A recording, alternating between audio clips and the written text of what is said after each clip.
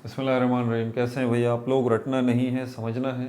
Reduced syllabus 9 matric physics chapter 6 पे आ गए हम। क्या नाम है इसका? इक्विलिब्रियम। कॉपी पेंसिल ले लीजिए, लेक्चर को नोट करना है और मुस्कुराते रहना। इस चैप्टर को शुरू करने से पहले मैं आप लोगों को हाईली रिकमेंड करूँगा, हाईली रिकमेंड करूँगा, अगर आपने चैप्टर 5 की वीडियोस, भले वो रिड्यूस्ड सिलेबस में हैं या नहीं हैं, वेक्टर वाली नहीं देखी तो बराए मेहरबानी इस वीडियो को यहीं बंद करके वेक्टर वाली देखें। सारी वीडियोस देखें, भले रिड्यूस्ड में है या नहीं है, जी जान से प्रैक्टिस करें उनकी।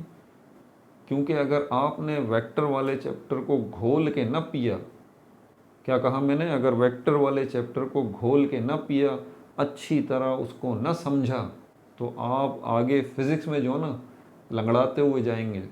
ये बात मेरी कहीं लिख लीजिए आप। चैलेंजिंग बात कर रहा हूँ, इतना अहम तरीन चैप्टर है वो। ना सिर्फ 9th में, मैट्रिक में भी आगे आने वाली सारी ज़बान फिज़िक्स की जो है वो वेक्टर्स की ज़बान है। आप जब तक उसको नहीं समझेंगे दिल से, आपको फिज़िक्स में आप आगे नहीं बढ़ सकते, आप फंस जाएंगे। तो ये मेरी नसीहत थी। बाकी तो मैं शुरू हो रहा हूँ। अगर नहीं कुछ समझ में आए तो फिर मुझे बुरा भला मत कहिएगा, क्योंकि इसमें कॉम्प्लिकेटेड चीज़ें वेक्टर पॉइंट ऑफ व्यू से आएंगी और आगे सब में आएंगी। हर ब्रांच के अंदर, हर चैप्टर के अंदर कहीं ना कहीं घूम फिर के वेक्टर पहुँच जाएगा। तो मेहरबानी करें अपने ऊपर और वो देख लें, ठीक है। अब इसकी तरफ चलते हैं। इक्विलिब्रियम। अगर मैं आपसे पूछता हूँ ये क्या है, तो आप कहेंगे सर ये मार्कर है। क्या कहेंगे आप? ये मार्कर है। आप ये तो नहीं कहेंगे कि इससे लिखते हैं, नहीं।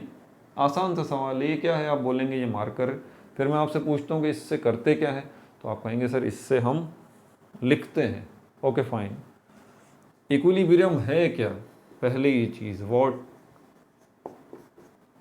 एक स्टेट का नाम, a name of a state. कौन सी स्टेट? रियासत, अमेरिका की रियासत। अ नेम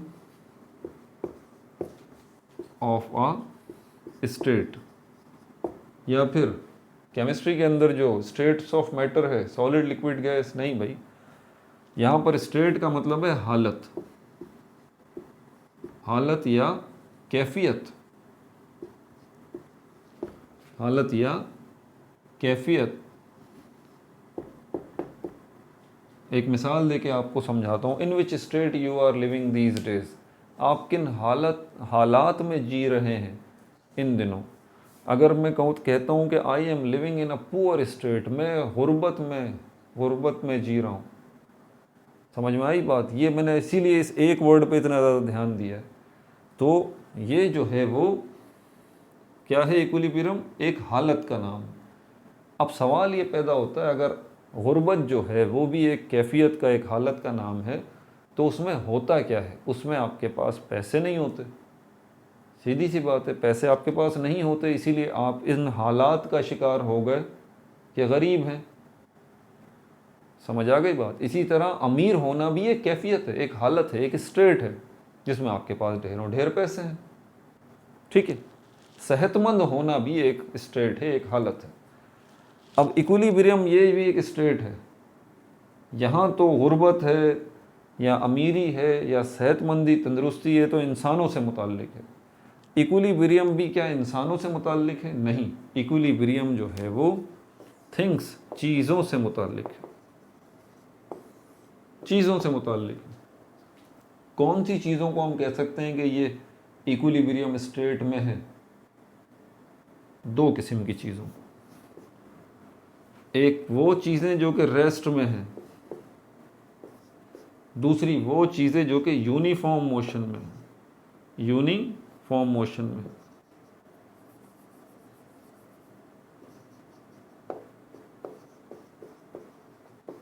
यूनिफॉर्म मोशन में।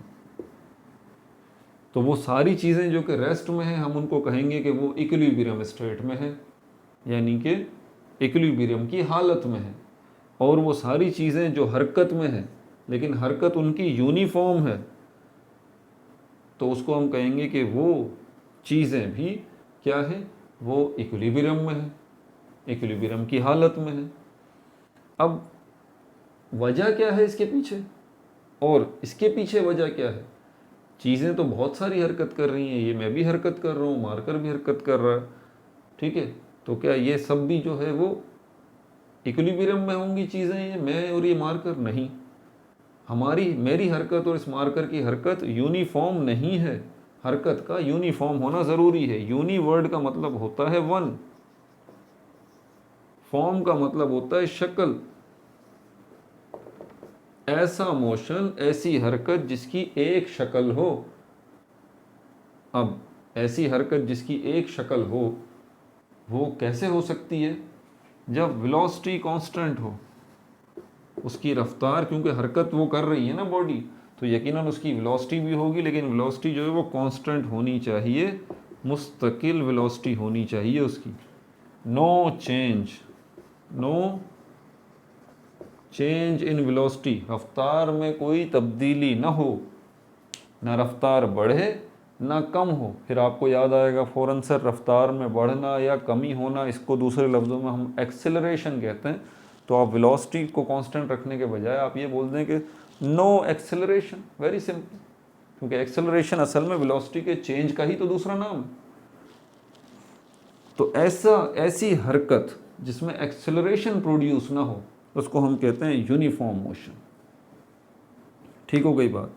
अब इनकी एग्जाम्पल्स पहले समझ लें कि कौन सी बॉडीज़ हैं जिनको हम कहेंगे रेस्ट में। ये बोर्ड को देख लें आप। अब जब तक मैं इसको हाथ नहीं लगाता, ये आपको नज़र आ रहा है ये रेस्ट में है, तो ये इक्विलिब्रियम स्टेट के अंदर है।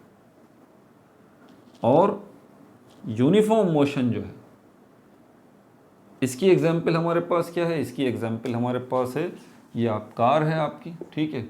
आप जा रहे हैं इस कार में बैठ के हाईवे पे, अभी 8:10 हुए हैं, आपकी गाड़ी की रफ्तार है 80 किलोमीटर पर आवर।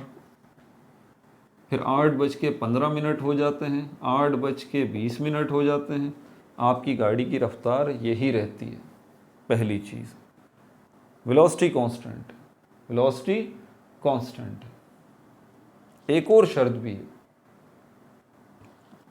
जो कि वेलोसिटी को कांस्टेंट नहीं रहने दे सकती, और वो है डायरेक्शन। पहली चीज़ ये हो गई वेलोसिटी, दूसरी चीज़ हो गई डायरेक्शन।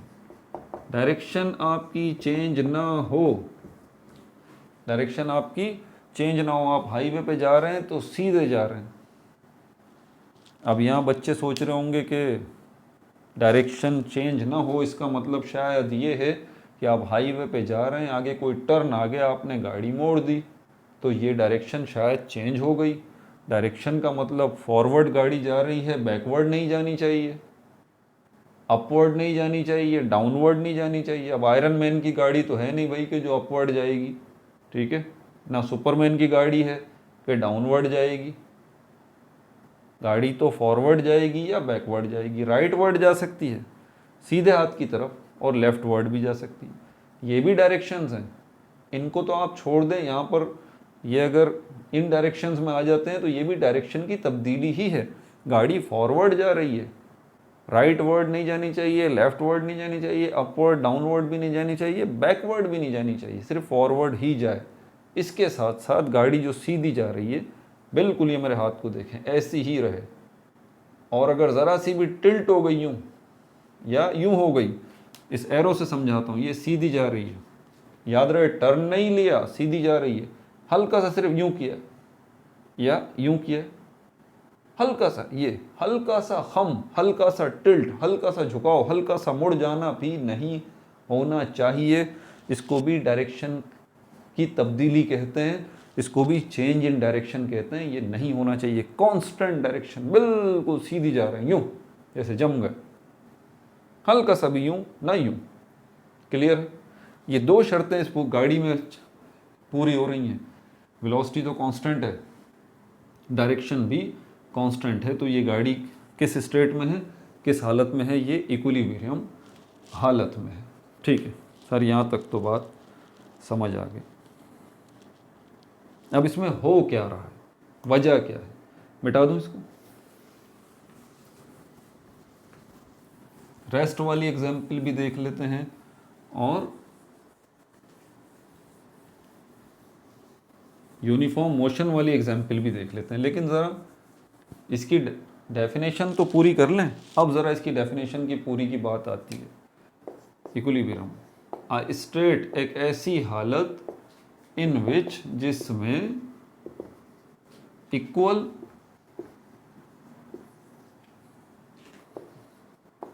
एंड अपोजिट फोर्सेस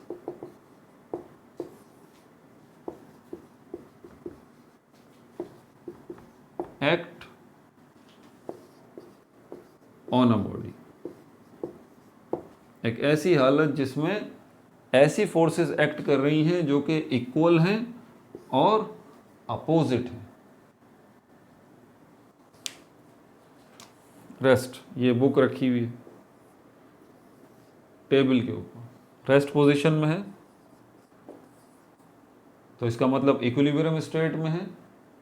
तो इसका तीसरा मतलब क्या हुआ कि यकीनन यहाँ पर कुछ फोर्सेस इन्वॉल्व हैं और वो फोर्सेस एक दूसरे के अपोजिट हैं। पहली शर्त, एक दूसरे के अपोजिट हैं। और दूसरी शर्त क्या है? अपोजिट तो हैं वो फोर्सेस और इक्वल भी हैं। अब जब हम अपोजिट का वर्ड इस्तेमाल करते हैं ना, इक्वल का तो आसान है समझना, ये अपोजिट से क्या मतलब है? इसके लिए आपको डायरेक्शन की 3 पेयर्स को समझना पड़ेगा। 3 pairs of direction, 3 pairs of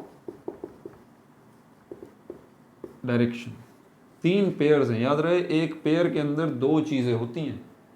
कौन कौन से पेयर हैं ये? Forward, backward. एक पेयर तो ये है फॉरवर्ड बैकवर्ड, ठीक है। इसको मैं ऐसे बना रहा हूँ, ये फॉरवर्ड और ये बैकवर्ड। ये अपोजिट है एक दूसरे के।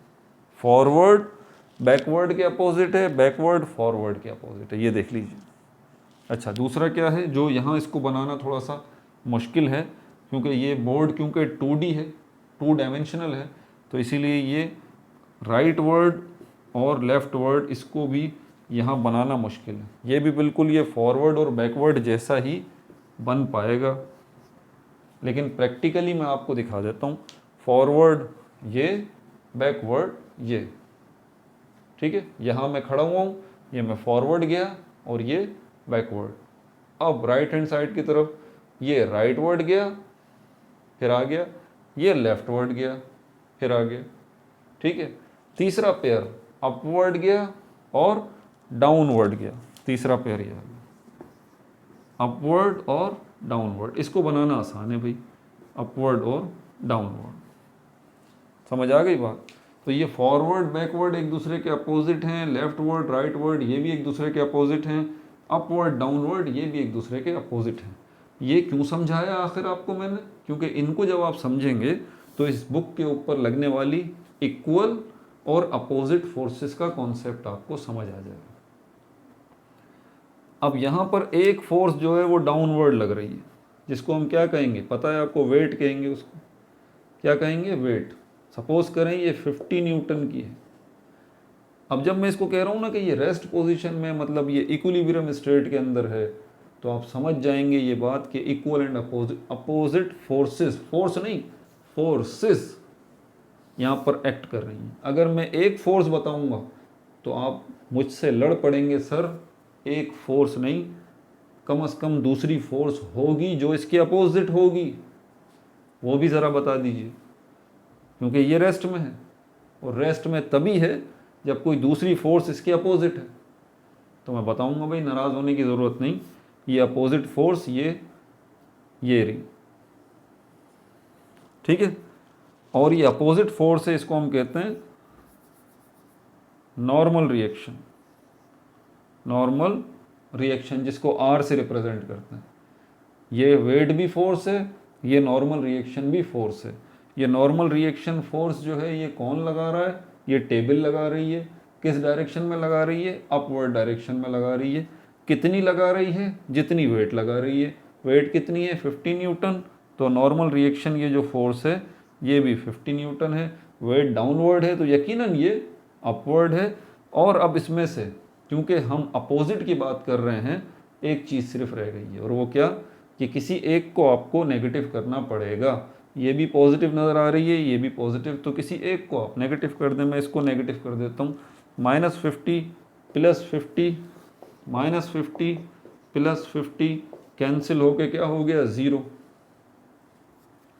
तो एट एन इंस्टेंट, इस बुक के ऊपर एट एन इंस्टेंट, एक लम्हे में, एक वक्फे में, एक ऐसा इन्फिनिटी पे जाके एक पॉइंट ऐसा आ रहा है जिसमें फोर्सेस एक दूसरे को कैंसिल करके 0 हो रही हैं। लेकिन ये वक्त बड़ा कलील है, बहुत शॉर्ट, स्केयर्स है। क्यों? क्योंकि ये दोनों फोर्सेस मुस्तकिल कंटिन्यूस हैं।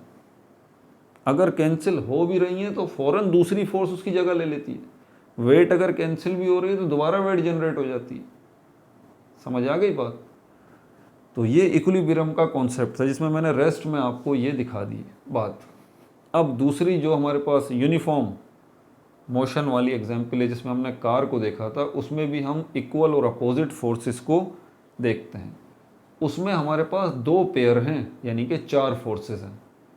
अब बना नहीं रहा, वैसे ही बता देता हूँ आपको। कार है, बल्कि बना देता हूँ भाई, फिर इस पे वीडियो ख़त्म करते हैं, उसके बाद टॉर्क की तरफ आ जाएंगे। टॉर्क क्या कह रहा है, मिटा दूँ इसको। कार अगर यूनिफॉर्म मोशन में है, इसका मतलब उसकी वेलोसिटी में चेंज नहीं आ रहा, उसकी डायरेक्शन में चेंज नहीं आ रहा, तो ये तब ही मुमकिन है जब इक्वल और अपोजिट फोर्सेस जो हैं उस कार के ऊपर एक्ट कर रही हैं। तो वो कौन कौन सी हैं वो फोर्सेस मैं आपको यहाँ बता देता हूँ।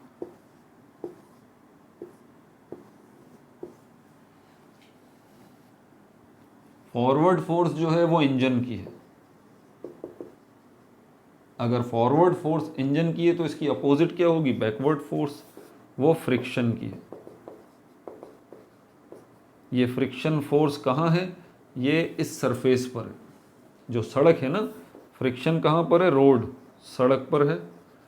इंजन की फोर्स कहाँ है, गाड़ी में है भाई, इंजन में। इंजन फोर्स लगा रहा है तभी तो गाड़ी आगे जा रही है।